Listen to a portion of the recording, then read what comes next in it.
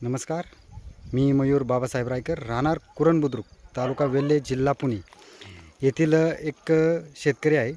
मी यावर्षी पारंपरिक शेतीला छेद देऊन यावर्षी मी सोनामती गहू, काळा गहू व स्ट्रॉबेरी तसेच चिया या पिकांची मी लागवड केलेली आहे. या दुर्गम भागामध्ये फक्त तांदूळ व नाचणी यासारखीच पिकं पावसाच्या पाण्यावर घेतली जातात. रब्बी हंगामामध्ये वन्य प्राण्यांचा खूप प्रादुर्भाव येथे जाणवतो, त्यामुळे येथील शेतकरी अन्य पिके घेण्यास झजावत नाही.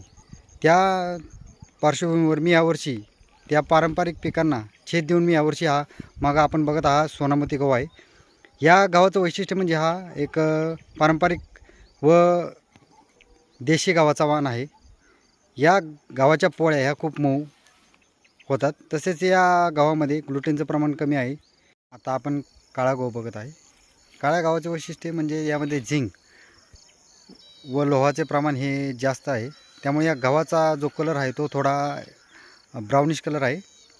या गव्हाचा म्हणजे फायदा म्हणजे या मधुमेह तसेच हृदयरोग विकारावरती खूप गुणकारी आहे असा आहे.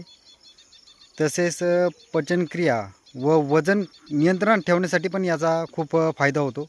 वेल्हे परिसरात प्रथमच मी चिया सीडची लागवड केलेली आहे. वेल्हे, भोर, हवेली, मुळशी आणि मावळ या भागात प्रथमच चिया सीड या पिकाची लागवड केली आहे. मयूर रायकर व सागर दारवटकर यांनी या प्रायोगिक तत्वावरती 2 गुंठ्यांवरती प्रयोग केलेला आहे. चिया सीडच्या फुलावर मोठ्या प्रमाणात मधमाशा आकर्षित होतात.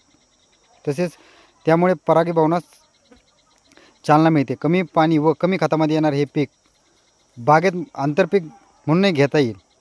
पोषण मूल्याने समृद्ध असल्याने चिया सीड्सला सुपरफूड म्हणून ओळखले जाते. रब्बी हंगामासाठी हे पीक फायदेशीर व पर्याय ठरत आहे. या सर्व प्रयोगांना मला जिल्हा कृषी अधीक्षक कृषी अधिकारी श्री संजयजी काचोळे साहेब, उपविभागीय कृषी अधिकारी सुनीलजी जाधव साहेब, तसेच राजगड तालुका कृषी अधिकारी सुनीलजी इडोळे साहेब, तसेच मंडळ कृषी अधिकारी नितीनजी डमाळ साहेब, तसेच सहाय्यक कृषी अधिकारी मोहन ओतारी साहेब, तसेच विद्या नागरगोजे मॅडम आणि अशोक राठोड यांचे मार्गदर्शन लाभले आहे. या प्रयोगामधून मला समाधानकारक नफा मिळत असला. माझा पुढच्या वर्षी या पिकाचे क्षेत्र वाढवण्याचा मानस आहे.